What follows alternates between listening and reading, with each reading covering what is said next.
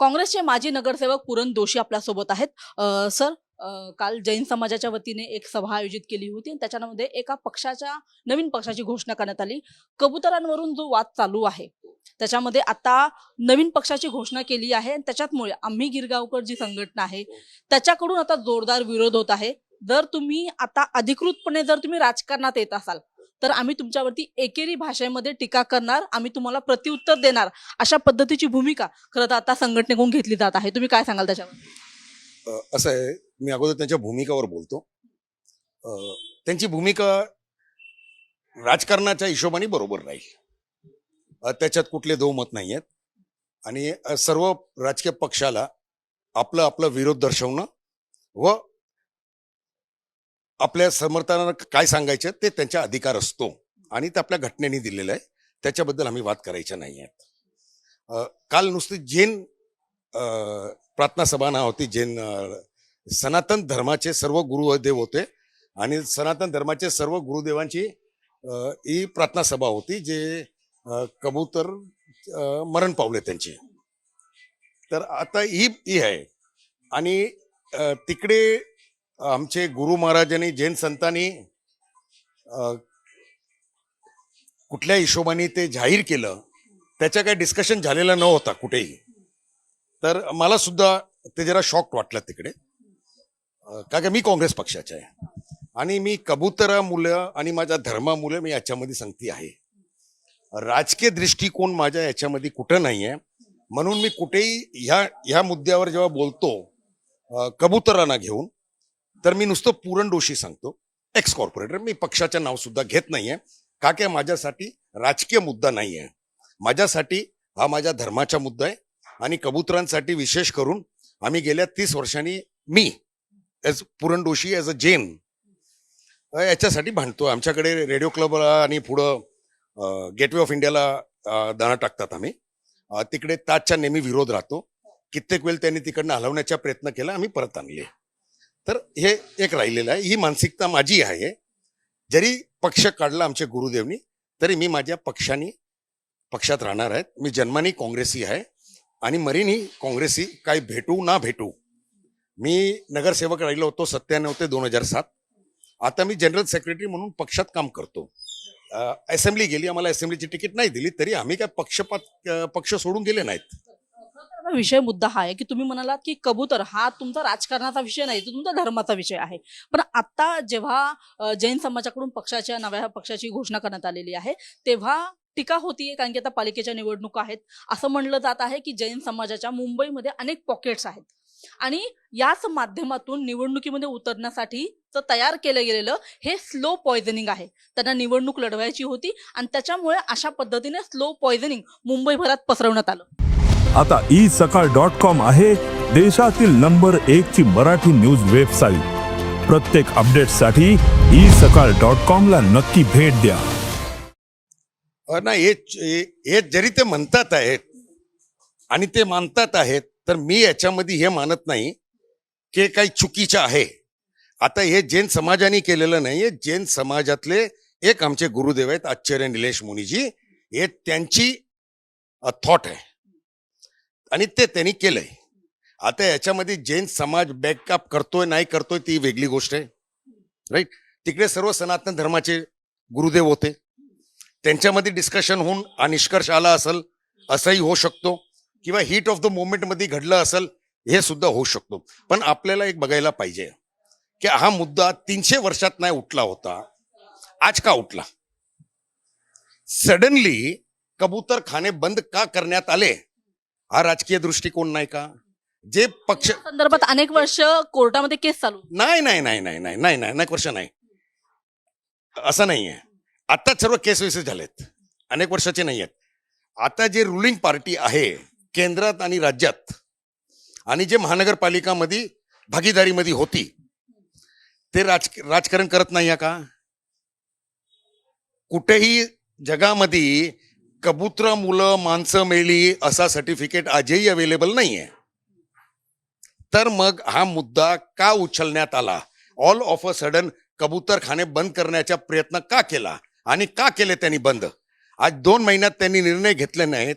हजारो कबूतर मेले आहेत तर आपल्याकडे नियम आहेत. कुठल्याही पशु पक्षीला मारणं इज इक्विव्हॅलंट टू मर्डर, आणि 307च्या अंतर्गत त्याच्यावर मर्डर केस रजिस्टर होतो, आणि ते मी करून घेणार. याच्यावर मी वचनबद्ध आहेत. का की ते मारले जातात आहेत भुकेने, तडपून तडपून त्यांना मारला जातात. का ही मानसिकता? का तो राजकारण नाहीये का? ते कुठेतरी कुत्र्यांना घेऊन, कबुतरांना घेऊन राजकारण करतात आहे. हे राजकारण तर ते त्यांच्यावर का टीका करत नाहीये?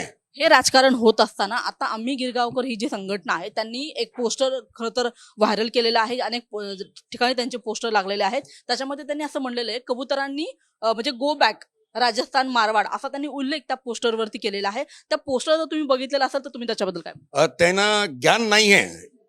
हे मी गिरगावकर वाले जे म्हणतात आहेत ना, त्यांना हे ज्ञान नाही आहेत की ही पृथ्वी जेव्हा झाली तर अगोदर झाड फूल घास हे आले, त्याच्यानंतर प्राणी आले, आणि त्यांच्यानंतर पशु आले, आणि त्याच्यानंतर ते जनावरांमधनं माणूस आलाय. तर त्यांच्या अगोदर कबूतर पशु पक्षी आलेले आहेत. पहिली गोष्ट. तर गोबॅक जर होणार आहे तर माणसाचा गोबॅक होईल, का की त्यांचे अधिकार जास्त आहे. दुसरी गोष्ट, तुम्ही गिरगावलाच बघा, तिकडे सर्व चाल्या होती.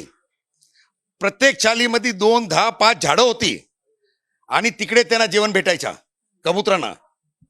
कबुतराची जागा माणसाने घेतली आहे, माणसाची जागा कबुतराने घेतलेली नाही आहेत. हे त्यांना समजून घ्यावं लागल. आणि हे इकडे मुंबईमध्ये जे कबूतरखाने आहे ते 200 वर्ष 300 वर्षांनी आहे.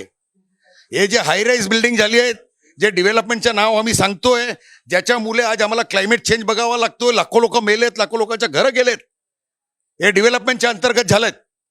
पशु पक्षींनी नुकसान नाही झालंय, आणि पशुनी कुठलंही नुकसान नाहीये, कुठलीही बिमारी होत नाही. हे मी आज पण ठामपणे सांगतोय. जर ह्या लोकांनी आम्हाला एकही सर्टिफिकेट आणून दिलं की याच्यामुळे मृत्यू होतो, तर आम्ही सर्व काय विड्रॉ करायला तयार आहे. अन्यथा आम्ही त्याच जागेवर कबूतरखाने आमची मागणी राहणार.